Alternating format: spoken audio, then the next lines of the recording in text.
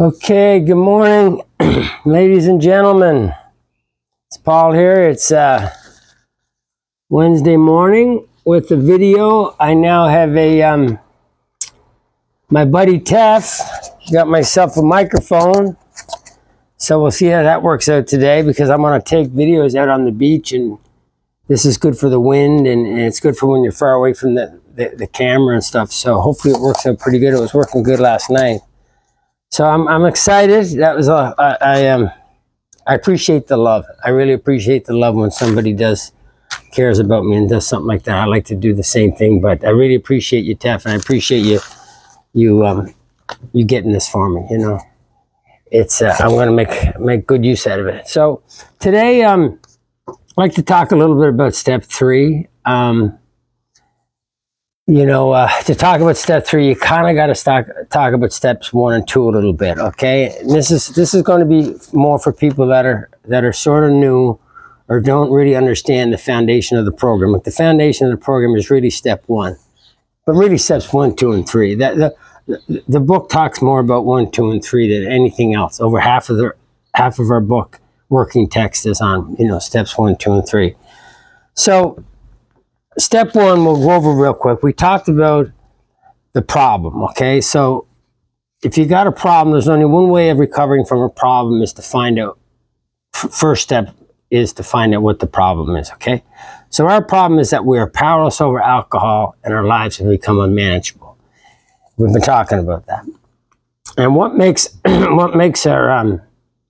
us powerless over alcohol are really 2 basic things. Yeah, we do have a spiritual malady, but there's two physical things that make us powerless over alcohol. One centers in the mind and one centers in the body, okay? And what happens is we have an obsession of the mind that keeps us from not being able to stay stopped. We will always pick up that first drink. Sooner or later, there's going to come a time where we're going to have no effective mental defense against the first drink. That's step 1. And that defense has to come from a higher power, and that's step 2. So the 2 things that make us powerless over alcohol is the mental obsession, okay, that we have, the idea that someday, somehow, I'm going to be able to control and enjoy my drinking, which is insane when you consider the destructive drinking that an alcoholic has done for the last 5 or 10 years to think that he could somehow pull it off, but it comes from that restless, irritable, discontent place. It comes from being uncomfortable not drinking. We're so uncomfortable not drinking that we'll tell ourselves, like the book says, pour whiskey in the milk. It won't hurt me on a full stomach, or I'll just drink beer, or I'll just drink at night. I'm not driving, or whatever the insane thought is. We tell ourselves that we can take a drink because we're so uncomfortable. And the doctor's opinion talks about how we're restless and we're irritable and we're discontent, What does it say? It says men and women. This is all men and women. There's a reason why a glass of wine is $13 at a restaurant and a soda's $3. Like, it's not just alcoholics that like the effect produced by alcohol, right? But normal drinkers don't have that allergy, okay? They may need a drink, I know a guy right now, he's a lawyer and he can't go to a party without having a drink, but if he has 2 or 3 drinks, he doesn't crave anymore, like that craving we talked about. So he's good with 2 or 3 drinks, but he likes the effect produced by alcohol. But he doesn't have to keep drinking. He doesn't have to ruin his life, with that allergy. So, it says men and women drink essentially because they like the effect produced by alcohol. The sensation is so elusive that while they admit it is injurious, they cannot, after a time, differentiate the true from the false. To them, their alcoholic life seems the only normal one. They are restless, irritable, and discontented unless they can again experience a sense of ease and comfort, which comes at once by taking a few drinks. Drinks which they see others taking with impunity. Okay, they're drinking, they're having one, why can't I have one? Right? After they have succumbed to the desire again, as so many do, and the phenomenon of craving, that's the allergy that we talked about yesterday, and the phenomenon of craving develops, they pass through the well-known stages of a spree, emerging remorseful with a firm resolution not to drink again. This is repeated over and over, and unless this person can experience an entire psychic change, there is very little hope of his recovery. So the obsession is, it's the first drink that really gets us. I mean, I still have the allergy today.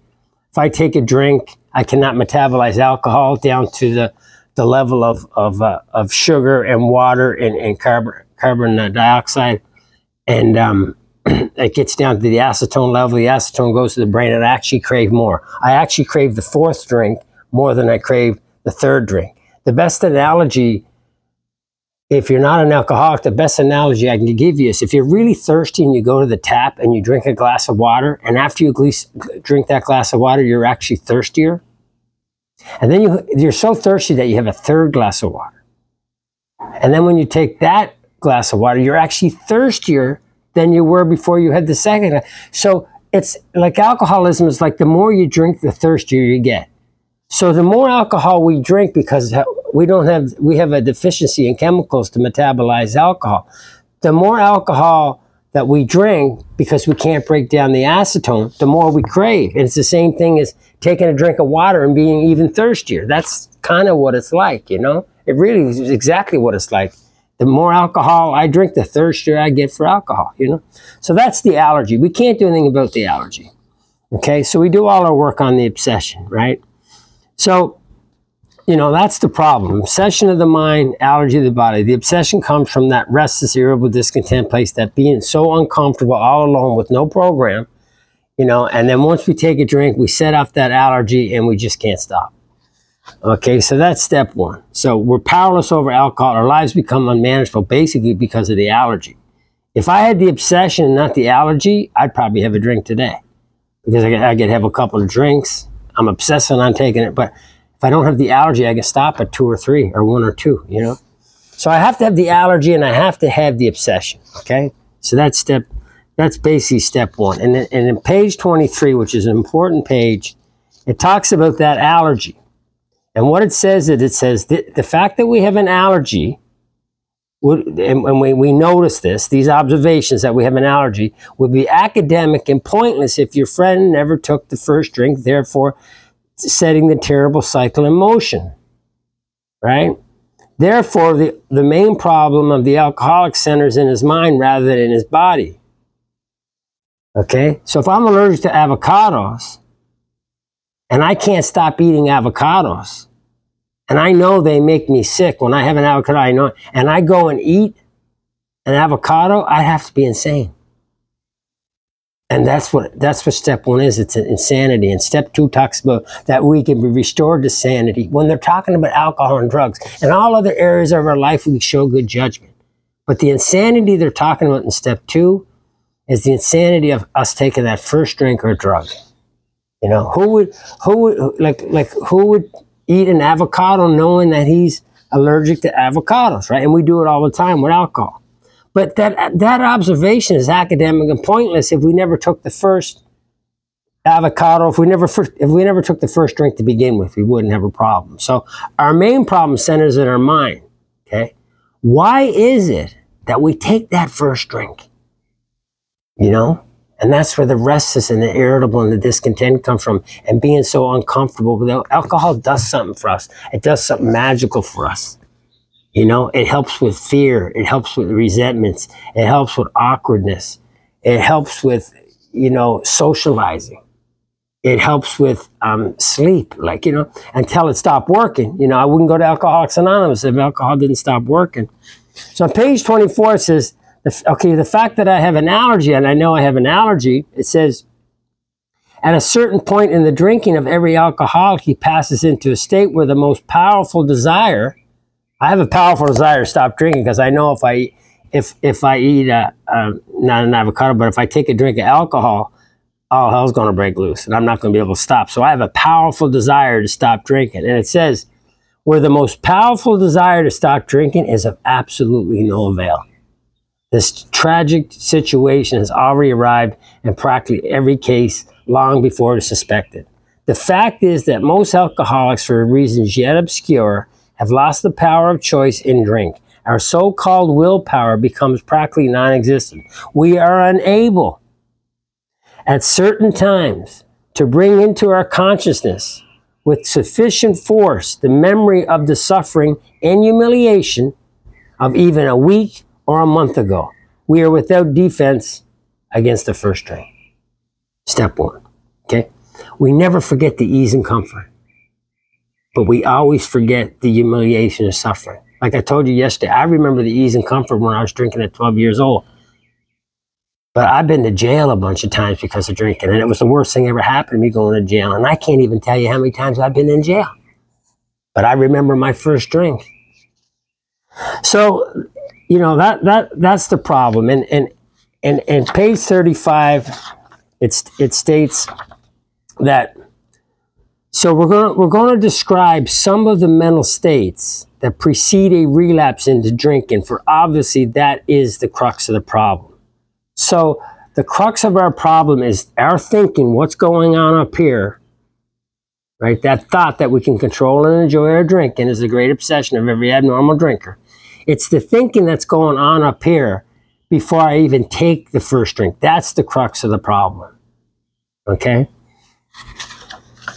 Step two, it's an easy step, okay? Step two, basically, like on the bottom of 43, it says, once more, the alcoholic at certain times has no effective mental defense against the first drink. Except in a few rare cases, neither he nor any other human being can provide such a defense. His defense must come from a higher power. Okay, step two, we're going to be restored to sanity through a higher power.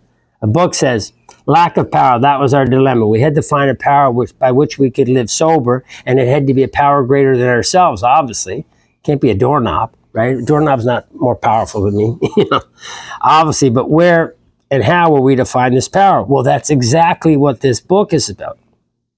Its main object is to enable you to find a power greater than yourself, which will solve your problem.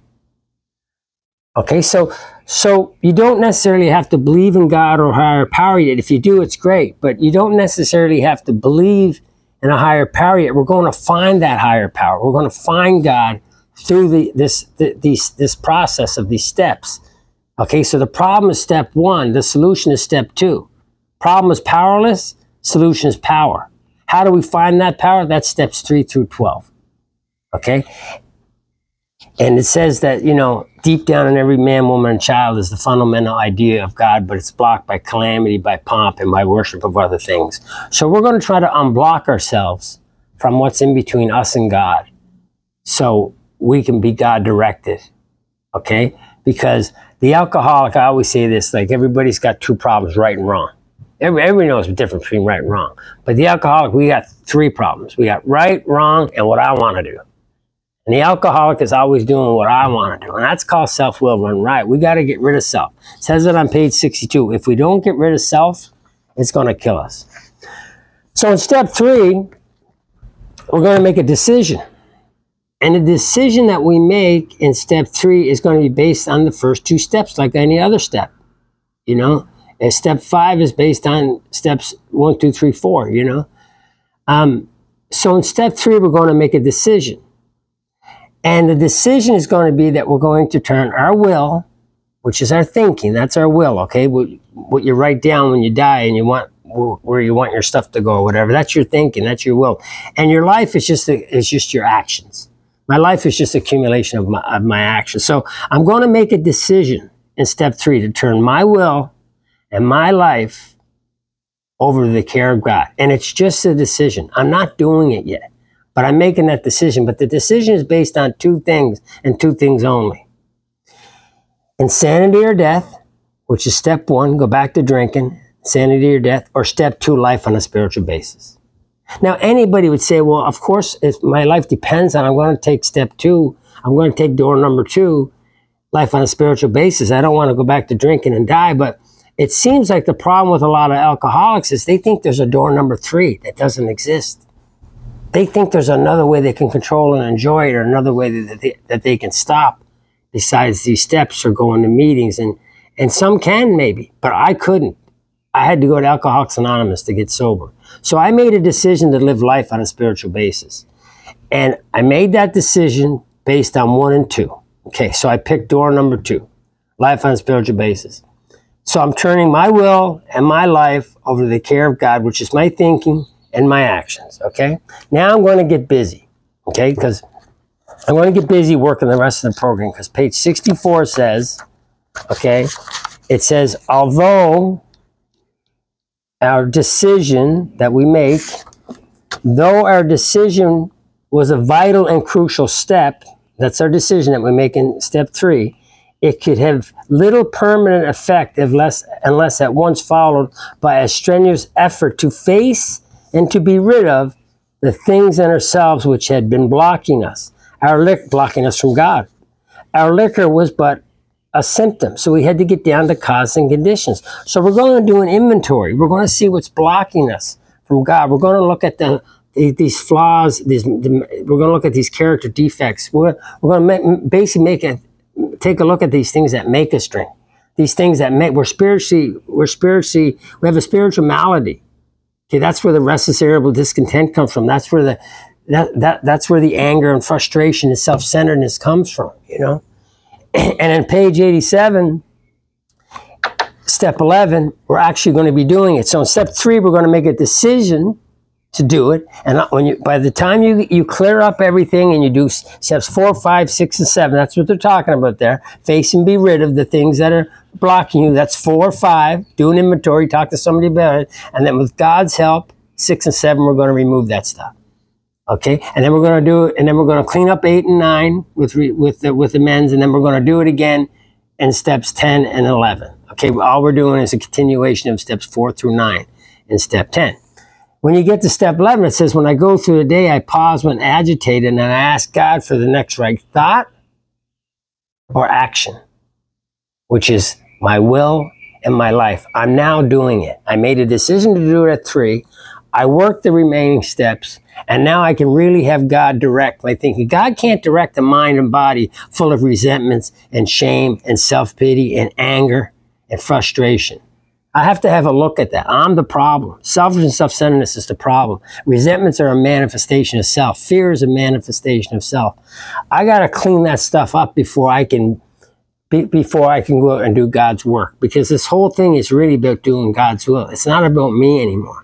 If you look at the steps, it says step 7 says remove every single defective character that stands in my way of my usefulness to God and others. You know. So step 3, we're going to make that decision based on steps 1 and 2. Insanity or death, life on a spiritual basis. If I pick life on a spiritual basis,